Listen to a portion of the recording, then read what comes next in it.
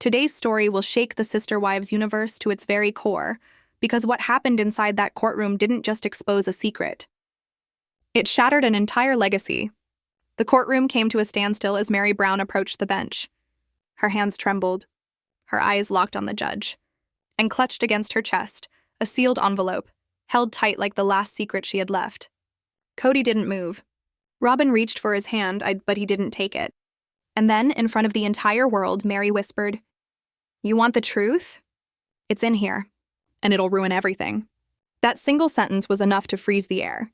It broke the illusion of unity the Browns had spent years building, and exposed a truth no one, not even Kody, was prepared for.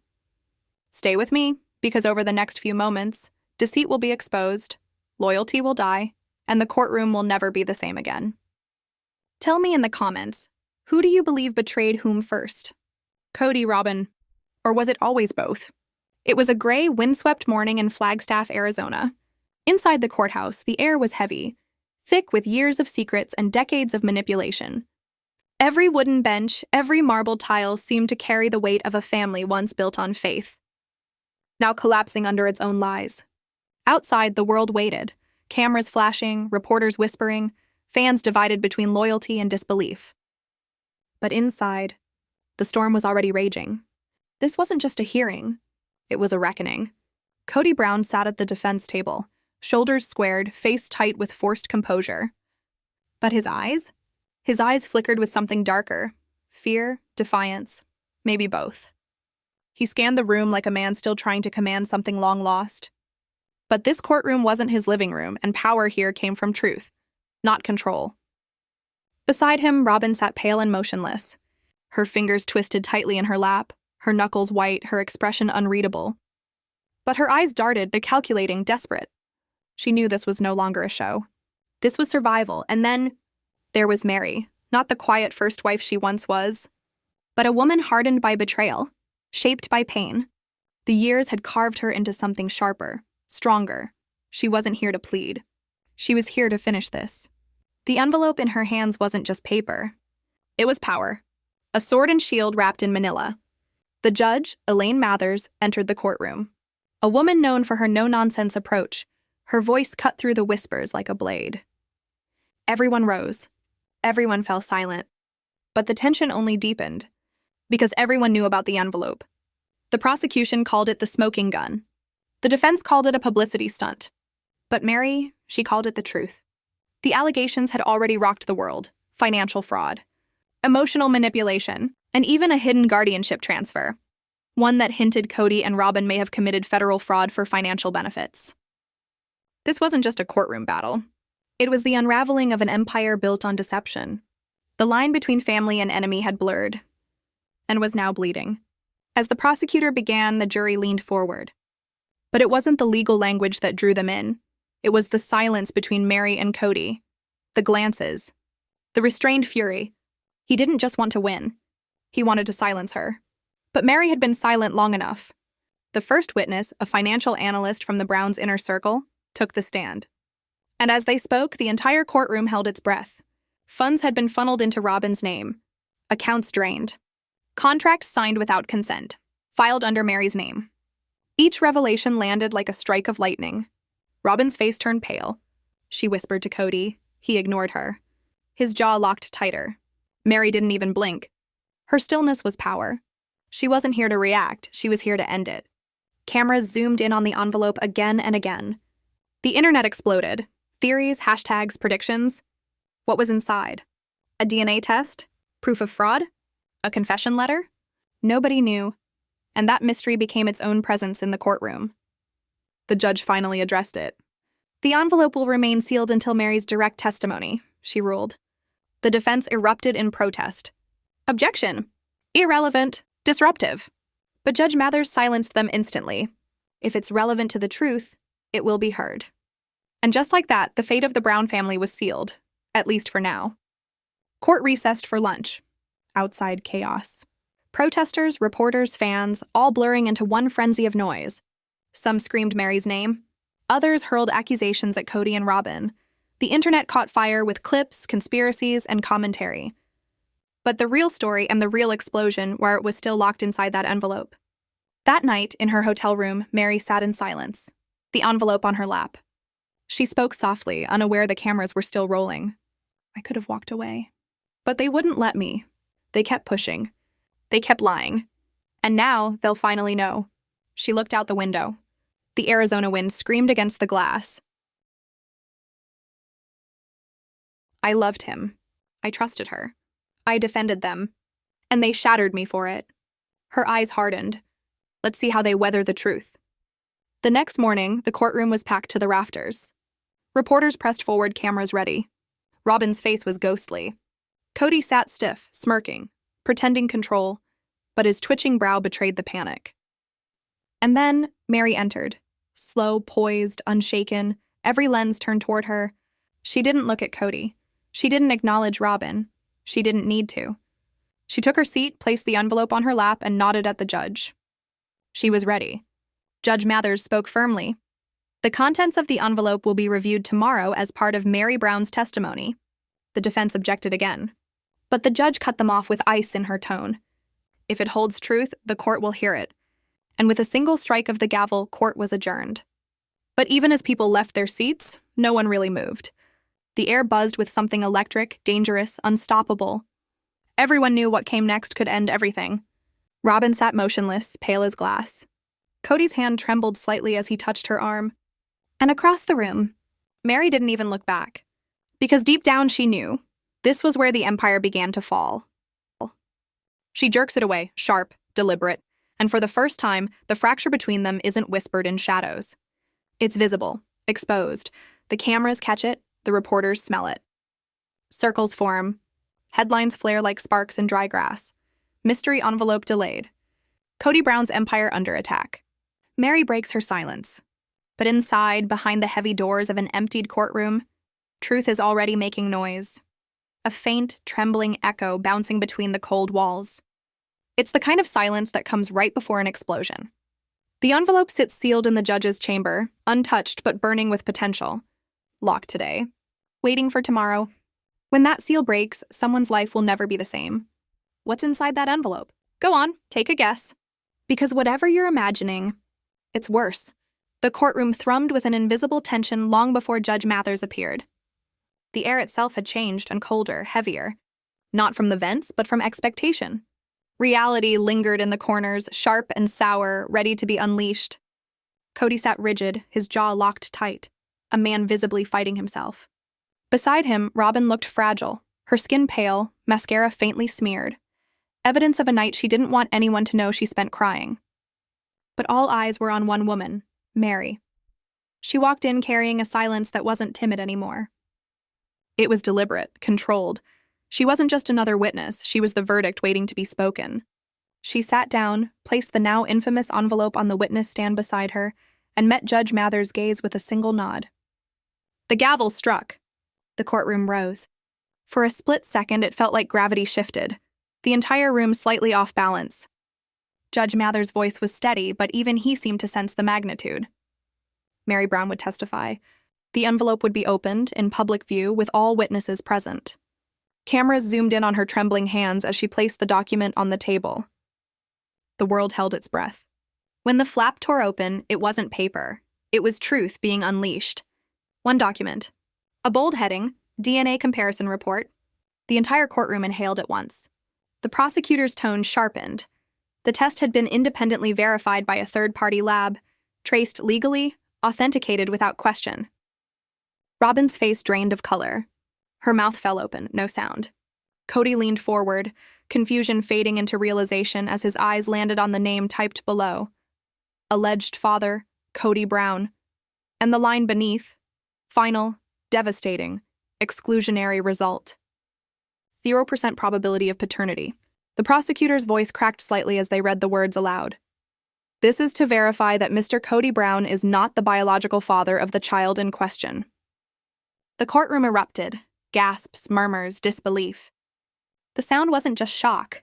It was betrayal finally vocalized. Robyn covered her mouth, trembling. Kody stumbled back as if struck.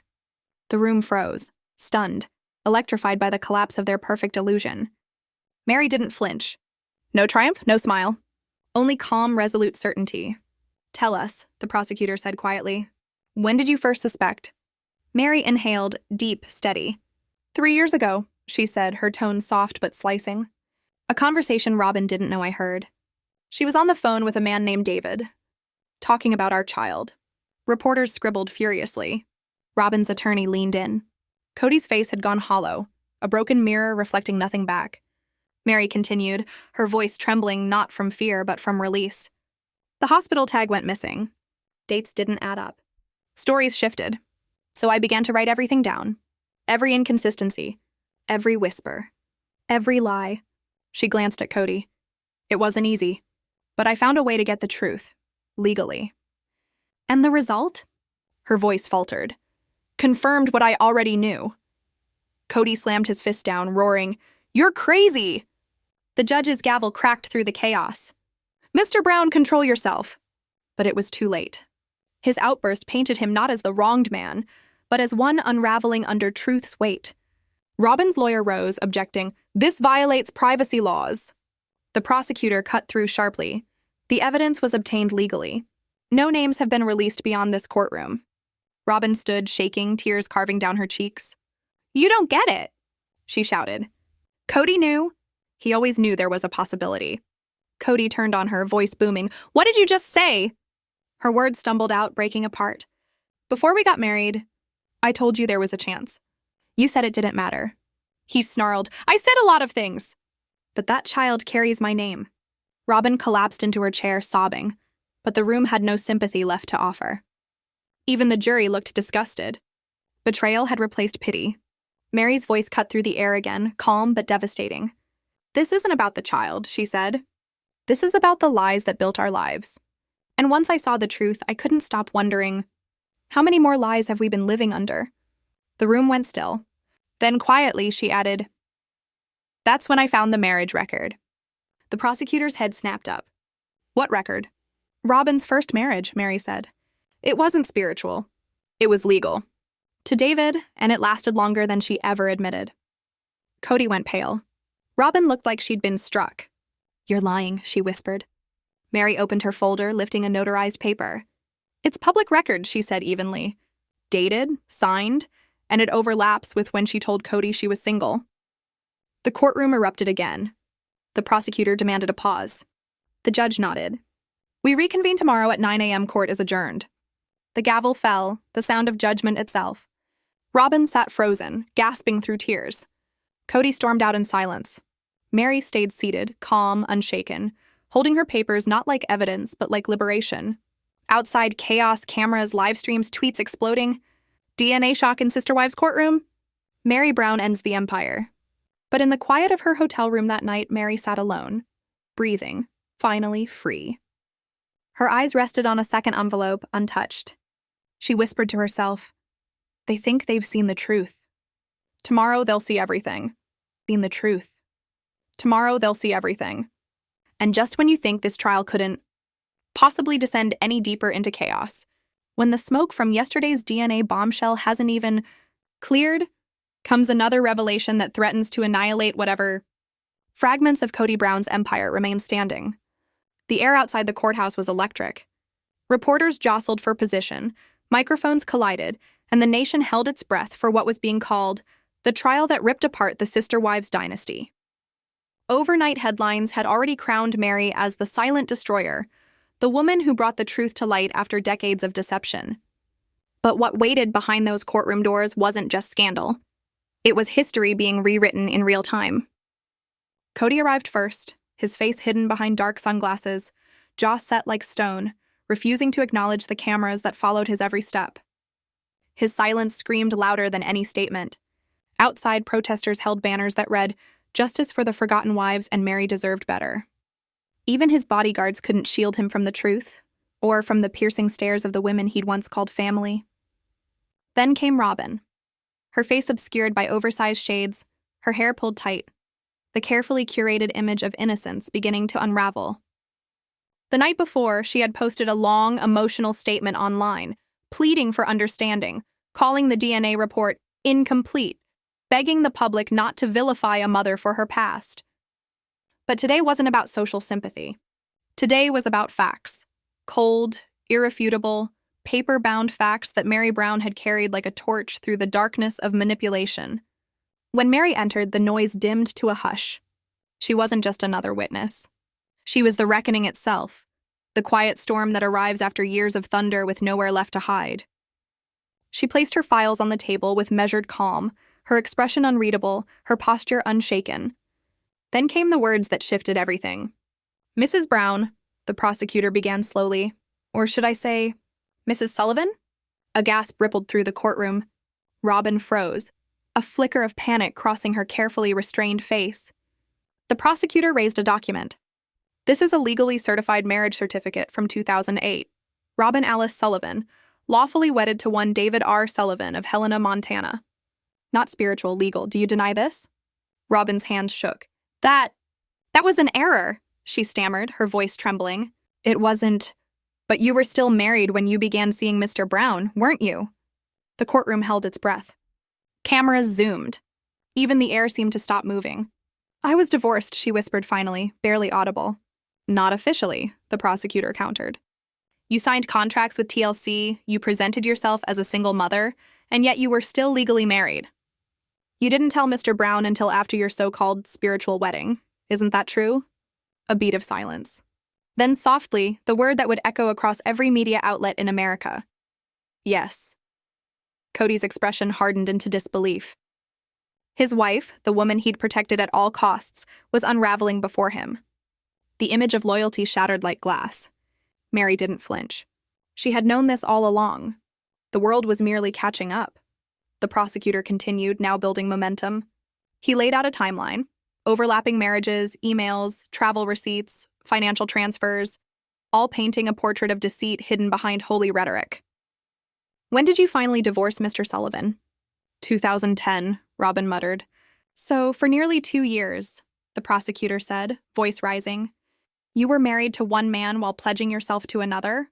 On national television?" Tears streamed down Robyn's face.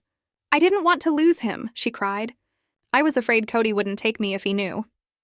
"So instead," the prosecutor said coldly, "you lied. To him, to this family, to millions of viewers." Robyn broke down completely, sobbing uncontrollably on the courtroom floor. The judge lifted her gavel, hesitated, and lowered it again. Even she understood that what was happening wasn't cruelty. It was long-delayed justice. Kody sat rigid, a storm raging behind his expressionless stare. The reality was dawning. The man who prided himself on control had lost it completely. "Let's move to financial matters," the prosecutor announced, flipping another file. "You and Mr. Brown formed an LLC before your legal marriage. Yet Meri, Janelle, and Christine were excluded. Family income was routed through this entity." "Why?" Robyn's voice cracked. Kody said it was simpler. "For taxes." Meri leaned forward slightly. She had waited years for that sentence. The quiet acknowledgement that the deception wasn't just emotional, it was financial. The prosecutor didn't pause. "Did you or did you not sign a contract allocating 80% of TLC's earnings into that LLC, cutting Meri Brown out completely?" Robyn hesitated. He said it was for housing help, that he'd manage it. And with that, the final veil lifted. The courtroom had turned against her. This was no longer Robyn's breakdown. This was her exposure. Then, the question that sealed her fate. "The child from yesterday's DNA report, was your former husband David Sullivan, the biological father?" The pause that followed was suffocating. Every camera leaned forward. Even Kody seemed to stop breathing. Robyn's voice cracked into a whisper. "Yes." It was like a thunderclap. Gasps filled the courtroom. Reporters scrambled. America froze. And at the center of it all sat Meri. Still, strong, resolute, not celebrating victory, but embodying truth itself. When recess was called, Kody erupted in the hallway, yelling at cameras, calling it a witch hunt, blaming Meri, blaming the system. But the narrative had already turned against him. His empire was collapsing live on television, one lie at a time. Meanwhile, Robyn was escorted out the back entrance, shielded from the press she once adored. And Meri, calm, composed, returned to her hotel room that night. She opened a drawer, revealing another folder. Its label, Confidential Correspondence. Inside, printed emails, bank transfers, and a notarized letter from a woman named Mindy Sullivan, dated 5 years prior. Meri exhaled, eyes glinting with resolve. She picked up her phone. "I'm ready to submit the next exhibit," she said softly into the receiver. "This one's going to hurt." She looked down at the final line on the document. Robyn's hidden identity. And in that quiet, you could almost hear the next explosion forming. Because if you thought this trial was over, you were wrong. This trial was over, you were wrong. The courtroom that morning was unnervingly quiet. Not the kind of silence that brings calm, the kind that trembles before chaos. It was the silence of truth circling overhead like a hawk waiting to strike. Every seat was filled. Reporters lined the walls. Viewers leaned forward as though the next word might detonate the fragile calm. Yesterday's DNA storm had already stripped away Robyn's image of purity. No one knew what would unfold next. But everyone knew. Something monumental was coming. Kody sat alone. No Robyn beside him this time. His posture was tense, defensive, his eyes darting like a trapped animal. Gone was the smug patriarch. In his place sat a man exposed, stripped bare, clinging to control in a courtroom that no longer bowed to him. Then the doors opened. Not for Robyn, but for two women who changed everything. Christine, Janelle. The air shattered with gasps as they entered. Heads high, holding thin black folders that looked far too heavy for what they contained. They didn't look at Kody, they didn't need to. Their presence said everything. Christine took the stand first. Her voice was calm, but her words cut through the air like glass. "I stayed silent for years," she said. "I thought it was loyalty, but it was fear. And silence is complicity." She looked at Meri, who sat quietly in the front row. Meri nodded, tears glinting under the lights. Not of pain this time, but of recognition. "He emotionally isolated us," Christine continued. "He made Robyn believe she was loved, but she was being used. The betrayal wasn't just love. It was money, contracts, secrets." Then she opened her folder, revealing letters, emails, and bank transfers. "These," she said, "were sent to a P.O. box Robyn thought belonged to our family attorney. But it was mine." A stunned silence filled the court. Letters, love letters, addressed to a man named David. The same David Meri had once mentioned. Christine read aloud. "Sometimes I glance at him and see your eyes. Once this TV thing blows over, I'll figure out a way for us to be together again. Kody's playing his part, but we both know who I really belong to." The courtroom froze. Even the stenographer paused. "Are you saying Robyn was still in contact with a romantic partner while married to Kody?" "Yes," Christine replied steadily. "And she was already pregnant." Gasps echoed through the room. Kody's face twitched with fury, but no words came. Then came Janelle. Her testimony was sharp and cold, the kind of truth that doesn't shout, it burns. Family accounts were drained. Promises of equality were lies. Robyn held the keys. "We weren't a family, we were a front." Kody snapped. "You quit!" he bellowed. "You didn't want to be a part of this family." The judge slammed her gavel. "Mr. Brown, sit down or be removed." For the first time, Kody's mask shattered, revealing not a leader but a man crumbling in public view. Moments later, Robyn entered, escorted by her attorney, face streaked with tears. The crowd fell silent. "Did you write these letters?" "Yes." "Were you still in love with David Sullivan?" "I don't know. I thought I could move on." "Did Kody know?" Robyn hesitated. "Eventually," she whispered. Kody shot up. "What are you saying?" Robyn's voice broke. "You knew. You said it was fine, as long as we maintained the ratings." The room exploded. Those words, "as long as we maintained the ratings," would echo across the internet for months. Then the prosecutor dropped the next bombshell, a leather notebook, Robyn's journal. Notes about manipulating TLC payments, sidelining Meri, keeping other wives distracted. The judge read in silence, then adjourned. "Court will reconvene at 8:30 a.m. Bring all counsel ready for cross-examination." But as the gavel fell, Robyn began to cry openly. Not the soft tears of sympathy, but the exposed sobs of a woman cornered by her own lies. Outside, protesters swarmed. Hashtags exploded. "Expose the Browns" was trending worldwide. And yet, amidst the chaos, Meri felt something she hadn't in years. Peace. But the storm wasn't over.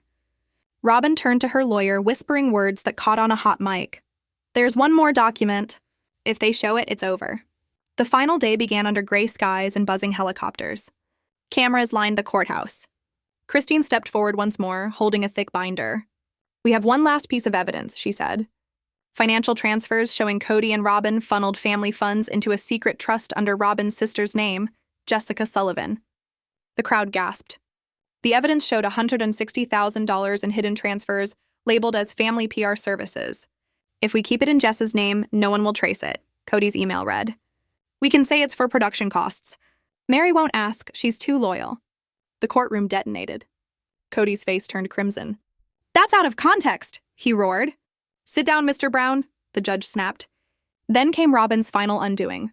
A $50,000 private retention payment made just days before the DNA results. "Why did you pay your sister, Robyn?" "Because she knew," Robyn whispered.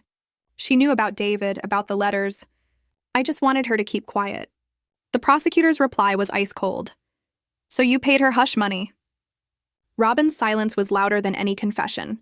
"And then," Kody snapped. "You want the truth?" he screamed. "Fine, the show was everything. The family, the money, the fame, it was all an image. Robyn was part of the plan. They all were. But they failed. Every one of them." Security escorted him out. But his words lingered, poisonous and raw. When Meri finally rose, her voice trembled only slightly. "For years I believed silence was strength," she said. "But silence only protected the abusers. I don't want revenge. I want truth. Because what they called love was theater." She handed the judge one final envelope, a notarized statement from a TLC producer confirming that Kody and Robyn had secretly negotiated a spin-off, planning to announce it once Meri left. The courtroom gasped one final time. The judge recessed. Reporters flooded the steps. Cameras flashed like lightning. And as the noise erupted outside, inside, it was still. Then, barely audible, Robyn whispered to her lawyer, "If they open the vault, I'm not going down alone." And with that, the trial wasn't over. It had only changed hands. If Robyn's vault truly exists, what could possibly be inside that would take down more than just Kody? Comment below, what do you think she's hiding? And who's next to fall? What do you think she's hiding? And who's next to fall?